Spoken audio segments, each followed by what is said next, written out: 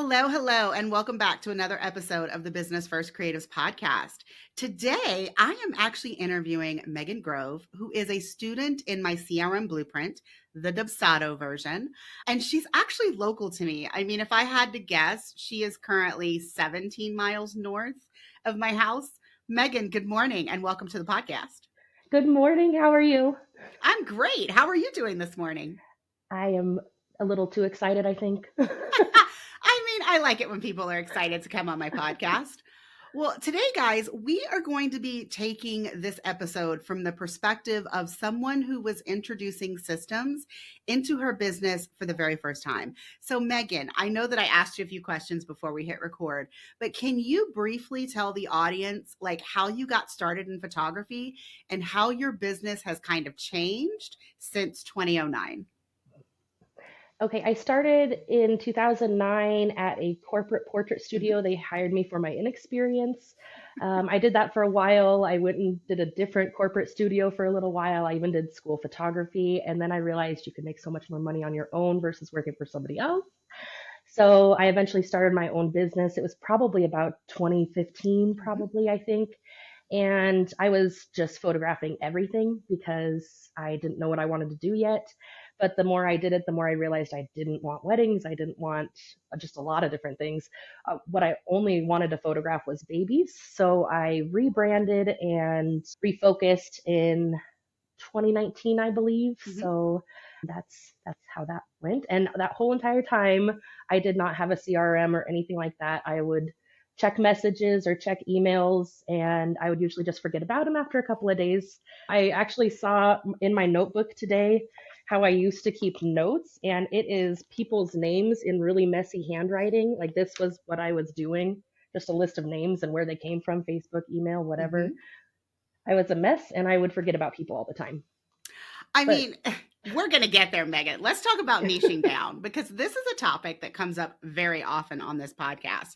And I am not shy about telling people from the moment that I opened my business, I have basically done one thing, and that was documentary family photography.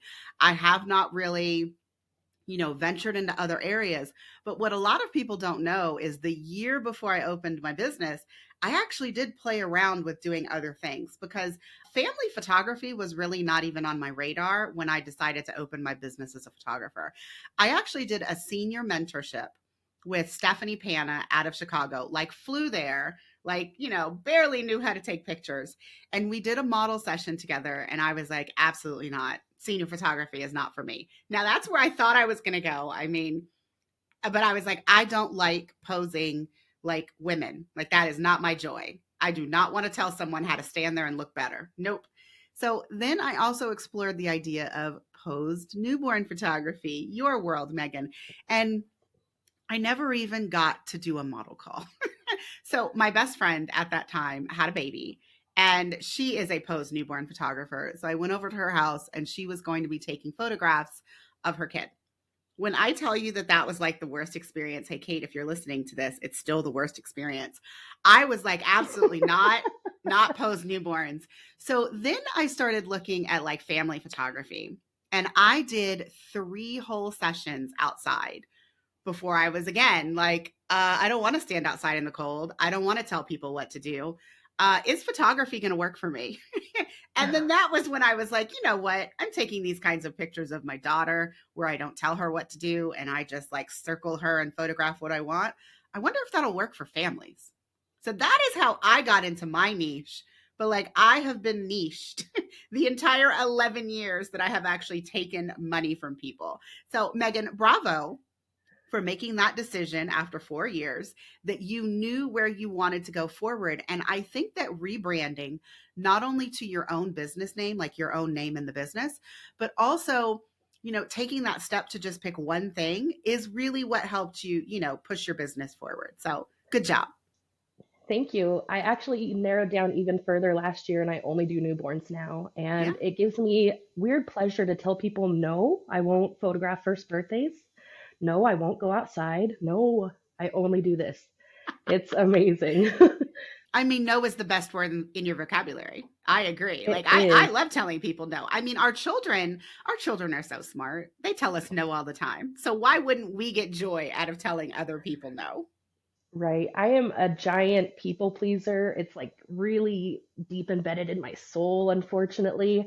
And so it's actually very hard for me to tell people no, but really getting to know myself and my business has helped me with that.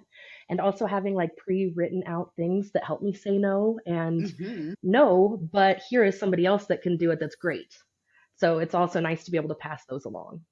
I mean, because then you really do feel like you are doing a service, not only to the clients that hire you, but to the leads that come to you, because you're making sure that even though you are not willing to go outside and photograph them in front of our beautiful mountains in Colorado, here are a few people that I know will do it well for you. Please contact one of them. And if you have Right. another baby, please come back to me. Thanks. Right. So let's talk about these systems. You've already told me what you did for your leads. You scribbled them down in a notebook, you wrote down where they came from.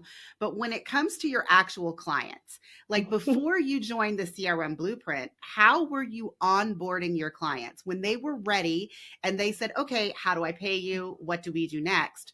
What was your process? It was still the notebook. I would still just write everything down.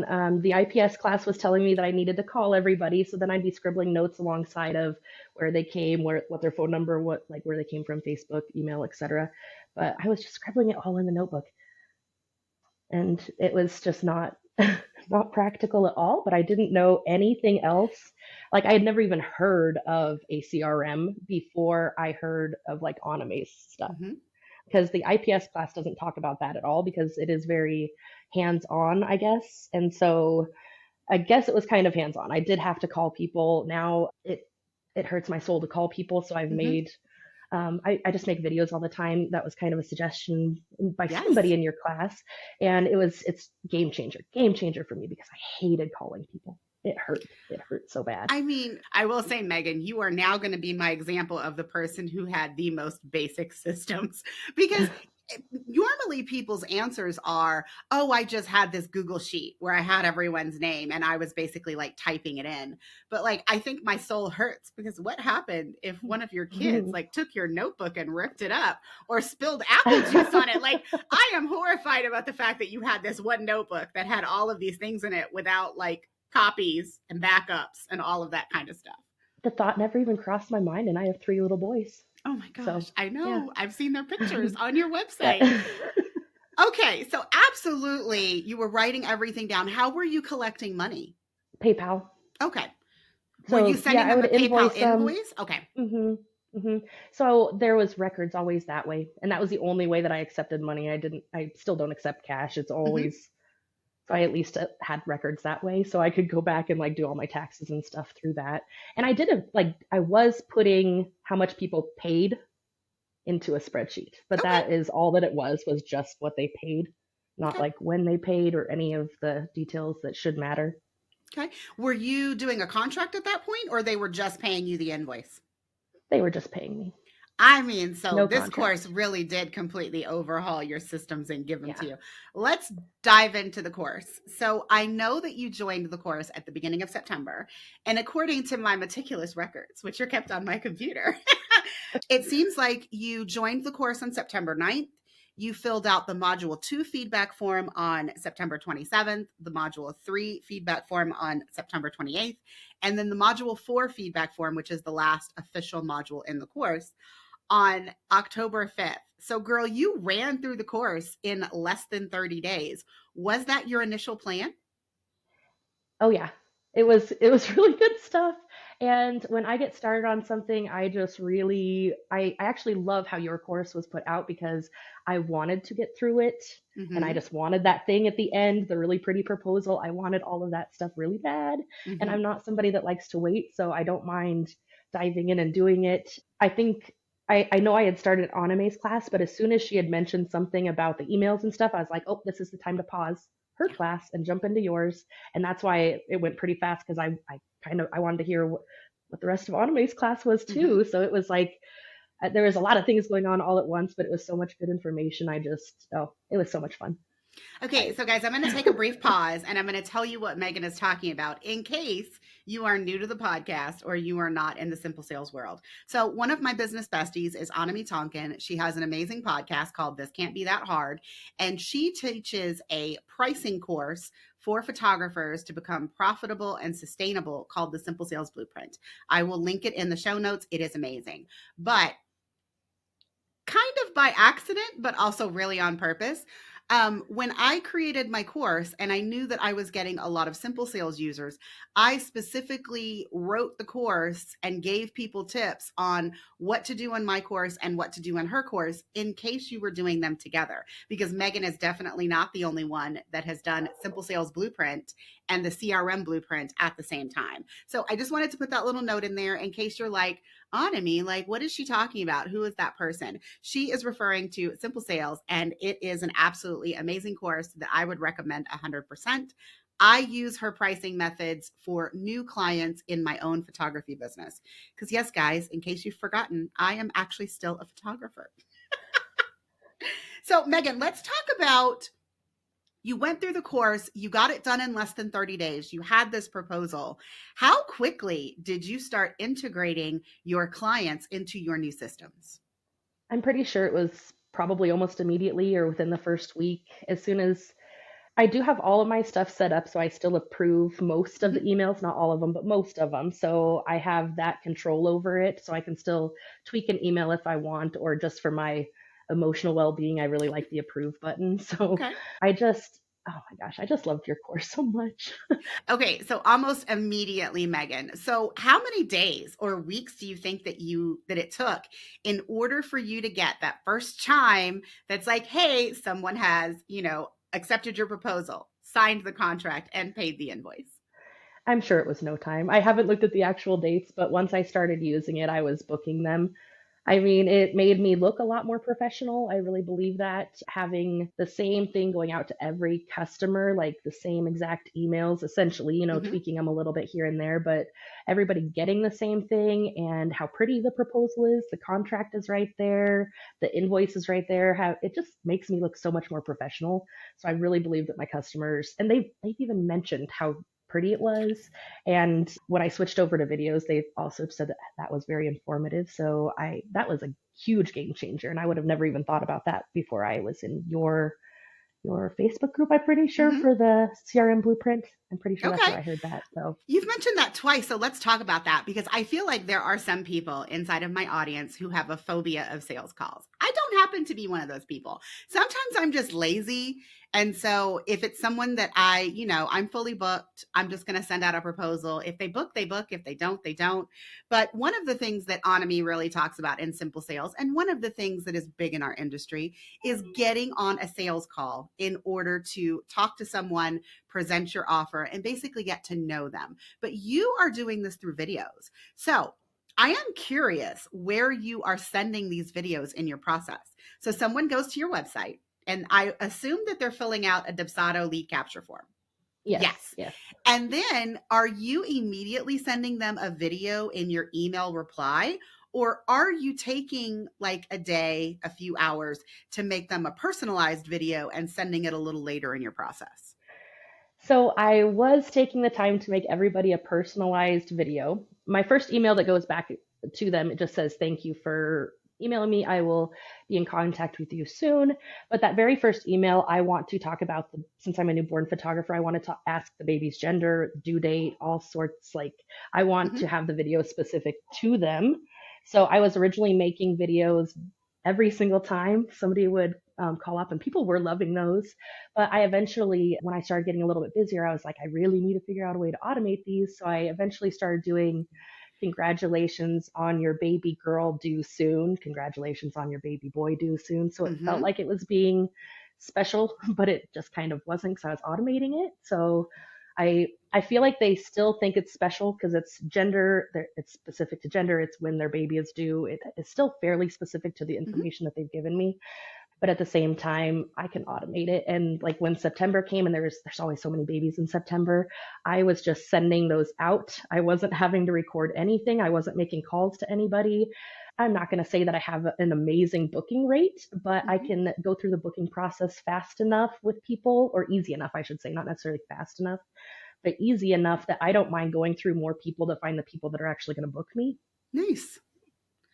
So let's talk about videos because you said congratulations on baby boy, congratulations on baby girl. I mean, I feel like I don't ever have a podcast episode where I don't give somebody a tip. What I think that you should do, because one of the things that I like about your website is that you are emphasizing that sibling images are included and those kinds of things. If you are asking people on your lead capture form, number one, what the gender of their baby is, but then number two, whether or not they're first time parents or they have other or the baby has siblings, I would actually make 4 versions of that video. I would make one boy and girl first time parents because I feel like the way that you talk about your process when it's just parents and a baby, at least for Mhm. me, especially in a fresh 48, is way different than I talk about if they're siblings. Because if there are siblings, I am mostly telling the potential clients about how great I am with older siblings and how, don't be nervous about taking pictures with your oldest children and your new baby. Everything is going to go fine. So I feel like I find myself talking a little differently. And so if you find that that's the case, if people who already have children are really concerned about how you're going to get a good mix of the solo images of just the baby and then also work in the siblings, I might go ahead and start making multiple videos. I mean, because like you said, as long as they're made, you just have to pick the one and click and Yeah. send, and then you're all done. Yeah. Right now I have like 6 videos, but I Okay. haven't actually made a siblings one yet just because I have baby due soon, baby already born, baby due in a few months. So like trying to cover all the, Nice. and I've made one for twins because I'm just, if I have to make the video anyways, then I might as well make it like specific but generic enough to cover anybody else that's going to ask, if that Yeah, makes I sense. think I'm a little jealous. Do you know that in my 11 years of photograph, I've still not had twin babies? Like, I don't know. I don't know, Megan. No one with twins wants to hire me. I don't understand. I have tried my hardest to get twins and I've just not been successful. And I mean, I'm 11 years in, so now I think I've just given up. But I would really love to hold 2 babies at a Oh time my in case goodness, it's anyone amazing. listening, wants to hire Has me to twins, photograph yeah. your family in the hospital. That would be great. Please That and would thank be you. amazing. I'm a big believer in what you show in like your social media or on your website is what you Hmm. photograph. So I definitely, usually if I'm showing twins, like if I You just get had twins come twins. in, I get twin, like people asking about it. Hmm. And the very first session I did with twins, I did it for free, you know, and it was years ago too. Hmm. So I guess that's kind of one of those things where sometimes to me, I really wanted to do the twins, so it was worth it that back then. Yeah, I mean, I don't because you do pose newborn photography. I do think that what you do is a little different than me. There really wouldn't be any difference in the actual photographing. I just really want twins. Like I just feel like I haven't like made it in the world of photography until I've held 2 twins at the same time while I'm photographing them. It's okay. Now that I've put it out into the world in this episode, It's I gonna am going to book happen. It's twins gonna in the happen. next year. I am. So, Megan, you mentioned your booking rates and you said that you don't calculate them. With, by the way, you and I are going to chat about that when we stop hitting record because I want you to know what your booking rates are. But was there any difference in your booking rates before you had the systems versus after? I would maybe, I feel like I book more. I've had a lot of transitions this year where since I moved down to just newborns, I'm not doing Mm-hmm. any first birthdays or 6 months or anything like that. So it's kind of made it a little bit slower. Maybe the economy has made it a little bit Mm-hmm. slower. I don't know. But I do feel like my bookings are a whole lot easier for me, but they might be about the same this year. I feel Okay. like next year they're really going to be good though. I don't see why they shouldn't be. I mean, hopefully this economy is going to rebound. We can all put that message out into the world, and hopefully that is what is going to happen. So, talk to me about your favorite part of the system because you already said the proposal. So, you know what I'm going to Mhm. do, Megan? I'm going to say it can't be the proposal. What Okay. else do you love about the new systems that you are using inside of your business? Definitely the emails. I might have Okay. already mentioned that, but the magic email in particular, is that what it's called, It right? is. And I Yeah, didn't the write it. final email. But still, it's just, it is exactly what it needs to be. It's like a little bit abrupt, which I'm not good about being. So it's just enough that people typically a lot of times respond because you get a lot of people that never ever get back to you, but Mm-hmm. that email helps. They either will tell you, oh, I'm sorry, I never got back to you and I found somebody else, but that's closure. That's fine. I'm perfectly happy with that as long as somebody's like getting back to me. But or booking, because a lot of times with that Yeah. last email, they've been like, oh, I'm sorry, I haven't gotten back to you. Life is busy. I'd like to book. So that email is just really, really, really handy. Okay, guys, so I am actually going to refer you back to episode 108. I did a solo episode where I talked about my process of follow up emails. And I love everything that Megan said. I mean, it's as if she took a course from me or something, guys. There is some power in this magic email. And again, I did not write it. It is an email concept that is on the internet, free for you to search. The person who wrote its name is Kai Davis. And I always say the purpose of that third follow up email, which he calls the magic email, and so do I. The power of the magic email is that you get closure most of the time. You might not get the booking, but at least you get someone to reply to you and say, oh, I went another direction, or, we decided that this wasn't a priority at this time. I will take closure any day over feeling ghosted and someone just Mm-hmm. disappears. And there's always that what if in your mind. Like, what if I just reach out one more time? Will they book? The answer is probably Right. no. But when you But reach out with this maybe, magic email, yeah, and you get this and sometimes, closure, yeah. you can, just archive the project and move on with your life, which is fabulous. So, Megan, is there anything else that you thought about doing before, but now you've implemented in the systems and it's really going well for you? Like, is there just anything that that you got from the course, or just systems in general that you've learned, elsewhere in the world, that if you were going to talk to a beginning photographer who is perhaps still scribbling down their leads inside of a notebook, what would you tell them to do in order to get good systems in their business? Oh man, I would tell them to talk to you. I have told people to talk to you because even to this day, a year later, I still don't think if like I could have set it up by myself. It's good that I had every like step in it, because otherwise I never would have gotten it done myself. And I can show everybody, look how pretty my thing is. You want this? I know you do, but I can't tell them how to do it. Well, It's and I not mean, it's not now you my don't even thing. have to tell them how to do it. Now it's the one Yeah. click templates where they just click a button. I mean, to think about Meg. So, Megan, you joined the course after I had one click templates, but Hmm. imagine those poor souls that did it way before you did. And I didn't have one click templates. So they literally had to watch a video that was like 20 minutes long of me showing Mm. them how to move every field over and customize it. And so I like showed them what the proposal should look like. I made a video on how they should move every single element over and do it. But like immediately when I got one click templates, I was like, oh my gosh, this is going to save each and every one of my students hours on their I didn't know setup how good I time. had it. You I had didn't. no You idea. didn't. So, Megan, the one thing that I want to ask you in closing is I know that you are going to have a podcast soon. So, why don't you tell me about that? Yes, so I've just barely started a podcast. It is not an educational podcast. It's not going to be like that. I don't feel like I'm in the position for that, but it is purely for entertainment for photographers. Okay. So my hope with this podcast is that people will be willing to share their stories, their funny stories, their sad stories, any story Mm-hmm. really. I'm going to have guests come on and tell their stories, or you can submit them anonymously. It's just, I think it's going to be a lot of fun for the photo community if it takes off. But at this point, I'm still in like the story gathering Okay. stage. So So, what's the definitely, name of if the any, podcast? oh, dear photographer friend. And if anybody wants to submit a story, it's dearphotographerfriend@gmail.com. Okay.